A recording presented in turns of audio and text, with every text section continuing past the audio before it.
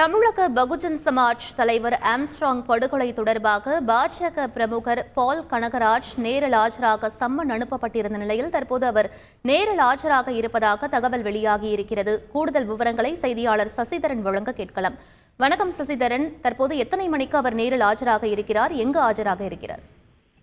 மறைந்த பகுஜன் சமாஜ் கட்சியின் மாநில தலைவர் ஆம்ஸ்ட்ராங் படுகொலை வழக்கில் இதுவரை 22 பேர் கைது செய்யப்பட்டிருக்கிறார்கள். அதில் 6 வழக்கறிஞர்கள் கைது செய்யப்பட்டிருக்கிறார்கள். பால் கனகராஜ், பாஜகவின் வழக்கறிஞராக கூடிய பால் கனகராஜை நேரில் ஆஜராகி உரிய விளக்கம் அளிக்கும்படி தற்போது தனிப்படை போலீசார் அவருக்கு சம்மன் அனுப்பியிருக்கிறார்கள். அதன் அடிப்படையில் இன்று காலை 11 மணி அளவில் அவர் நேரில் ஆஜராகி விளக்கம் அளிப்பதற்காக தெரிவிக்கப்பட்டிருக்கிறது. போலீசார் அனுப்பிய சம்மன் அடிப்படையில் இன்று விசாரணைக்கு ஆஜரிப்பதாகவும் தகவல் வெளியாகி இருக்கிறது. ஏற்கனவே ஒரு முறை இது தொடர்பாக பால் கனகராஜரிடம் விசாரணையானது நடைபெற்றது. அப்போது தற்போது மீண்டும் அவர் விசாரணைக்கு அழைக்கப்பட்டிருக்கிறார்.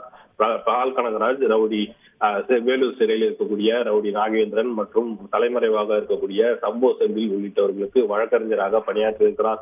தற்போது இல்லை, ஆரம்ப காலகட்டத்தில் அவர்கள் இருவருக்கும் இவர்தான் வழக்கறிஞராக இருந்த நிலையில் தற்போது ஏற்கனவே இந்த வழக்கில் 6 வழக்கறிஞர்கள் கைது செய்யப்பட்டிருக்கிறார்கள். பால் கனகராஜும் வழக்கறிஞராக பணியாற்றி இருக்கக்கூடிய காரணத்தினால் அவருக்கும், அதாவது இந்த வழக்கில் சம்பந்தப்பட்ட நபர்கள் யார் எங்கு உள்ளார்கள் என்பது குறித்து இல்லை, இதற்கு முன்பு இருக்க வழக்குகளில் பால் கனகராஜ் அவர்களுக்கு ஆதரவாக ஆஜராகி நீதிமன்றத்தில் வாதாடி இருக்கக்கூடிய நிலையில் அவர்கள் எங்கு உள்ளார்கள் என்பது குறித்தான விசாரணை எல்லாம் பால் கனகராஜிடம் ஏற்கனவே நடந்த அந்த விசாரணையின் போது நடைபெற்றிருக்கிறது. தற்போது அவர்களுக்கு கூடுதலாக தகவல் கிடைக்க வேண்டும் என்கிற அடிப்படையில் தற்போது செம்பியன் தனிப்படை போலீசார் எழும்பூர் ராஜரத்னம் மைதானத்தில் இருக்கக்கூடிய அந்த ரவுடிகள் தடுப்பு பிரிவு அலுவலகத்திற்கு நேரில் ஆஜராகி உரிய விளக்கம் அளிக்கும்படி கேட்டிருக்கிறார்கள். அதன் அடிப்படையில் இன்று காலை அவர் நேரில் ஆஜராக இருப்பதாகவும் தகவல் வெளியாகி இருக்கிறது.